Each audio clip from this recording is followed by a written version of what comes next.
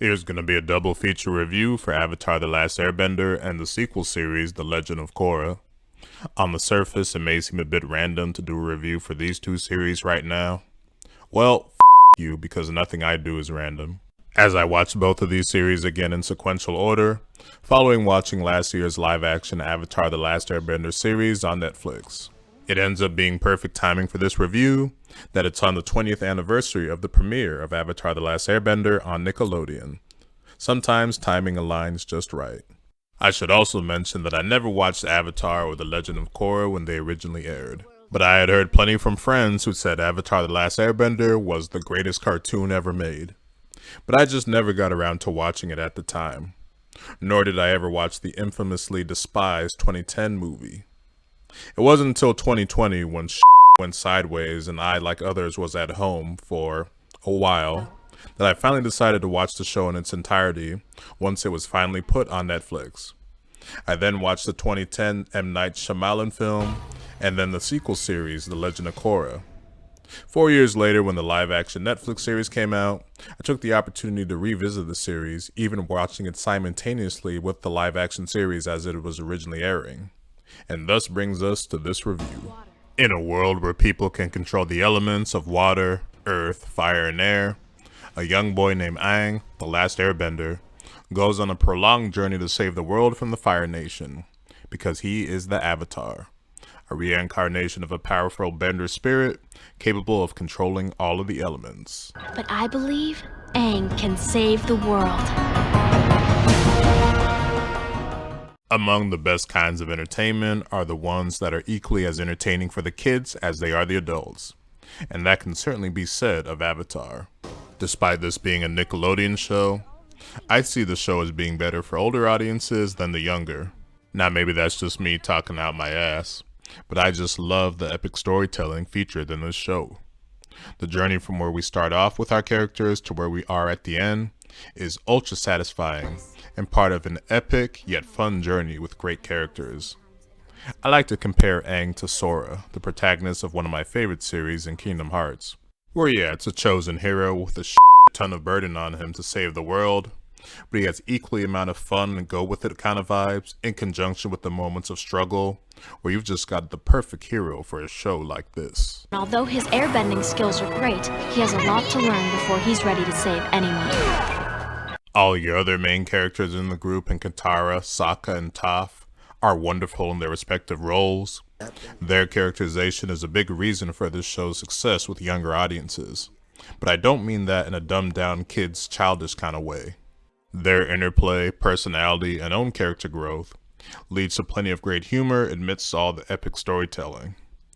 I will admit that I found the initial romance between Aang and Katara to come across as a bit odd at times and out of nowhere, but in reflecting on how the show played out, I guess that's how it can be with younger kids sometimes, where that urge just comes out of nowhere to where they want to I did like that the romance angle is never really the main focus of the show, but just kind of sprinkled in here and there. Now there's a lot of content covered in this show over its 3 seasons. Each season's main goal though is for Aang to master an element so he can ultimately defeat the Fire Lord, the Fire Nation being your main antagonist present in the series. There are a bunch of a-holes that really up the world 100 years prior to the series. Out of all of the great stuff this series had to offer, from its action, humor, and animation, Zuko, the Prince of the Fire Nation, his character arc has got to be the best thing this show has going for it. I won't spoil where it ultimately goes if you're not familiar with the series, but he's a very complex character with a lot of beautiful layers to him. Additionally, the trio of Azula, Mai, and Ty Lee were a great antagonistic force for our heroes to deal with once they enter the story. Avatar The Last Airbender was ultimately a wonderful series that I wish I had watched when it originally came out, as I would have had an even more of a yeah reaction than watching it when it was long already done. At least I was able to watch it recently enough to be part of the interest for the Netflix show, as well as the midquel franchise movie that'll come out next year. And that brings us to The Legend of Korra, the sequel series to Avatar The Last Airbender, and it also acted as a pseudo-apology for the 2010 show of a movie. Like The Last Airbender, I originally watched The Legend of Korra for the first time in 2020, and this recent go around watching it was only my second time watching the series in its entirety.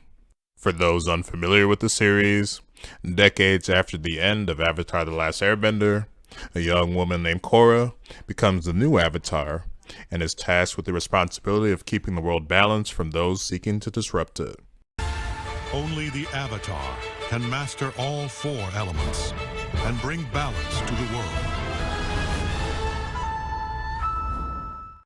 While obviously set in the same world, I like that this show made a few key decisions to make it stand out as different enough from its predecessor series. For one, I like that our core protagonists of Team Avatar are young adults compared to, I guess, the kids/tweeners of the original series. Because of that, when our main characters aren't dealing with the save the world shenanigans, they're dealing with more complex life issues, including more complex love issues. Korra is a very vulnerable character in more ways than one, and it leads to a roller coaster of a character journey for her, episode by episode or season by season. Now, in terms of season by season, there isn't a singular main overall plot or goal like Avatar The Last Airbender and the ultimate endpoint mission to save the world from the Fire Nation. Instead, you get one main baddie per season, whose basic idea is to shape the world in the way they see fit for the better, at least they think it's for the better. There ends up being a lot of politics involved in The Legend of Korra. At times, I think there's a bit too much that can drag things down a bit. But when the show gets to the action, it is phenomenal. It took The Last Airbender's action to the next level, with the fluidity when it comes to the animation, great choreography, and seeing new bending techniques. Something I loved about this being a sequel series is how we see the progression of the world in the decades since Aang's battle with the Fire Nation. You see how technology has advanced, in some cases how it's really advanced, and seeing things like how metal bending is something many can do after Toph discovered it. I could go on rambling about a bunch of good to great things about this show, but you're probably thinking, alright, cut the bullshit. Did you think The Legend of Korra was better than the original Avatar series? While there's certainly some things I did like more, like the action sequences, more complex love dynamics, and generally still enjoying the characters, there was just something special about that original Avatar series. The camaraderie between our main characters, the humor, Zuko's character arc, and just the overall consistent threat presence of the Fire Nation through all 3 seasons made it just a more special and impactful show. That's my long-winded answer of saying, no, it was not better than the Avatar The Last Airbender series. But that doesn't mean this show wasn't really good on its own. Boiling it down season by season, Season 1 was a great showcase and intro to our new Team Avatar and how the world has changed. I thought Season 2 was fine, although I thought it got a little bit too big-winded, if that's a thing in scale, and that didn't really work quite well for me. Season 3 scaled things down a bit, and I thought it had the best villain of the bunch, and it was actually probably my favorite season of the bunch. Season 4 was really good as well. I thought it was really cool that there was a story time jump from Season 3 to Season 4, and how they aged up the characters a bit. The plot, while not perfect, I thought worked fine enough for an ending for the show. The actual ending between Korra and Asami was beautiful. Given when this show originally aired, this show was ahead of its time when it came to Korra's final romantic choice. Asami was fine as though, so it's understandable. It makes for some nice fan art, that's for sure. I mentioned that the original Avatar The Last Airbender is celebrating a 20th anniversary when it aired. Well, The Legend of Korra just celebrated 10 years since it originally ended, December of 2014. Anyway, enough rambling. The Legend of Korra isn't consistently the yeah experience that Avatar is, but it is still overall excellent though. And there you have it with reviews of Avatar The Last Airbender and The Legend of Korra. I wish I was able to watch both of these series when they originally aired, but better late than never, I suppose.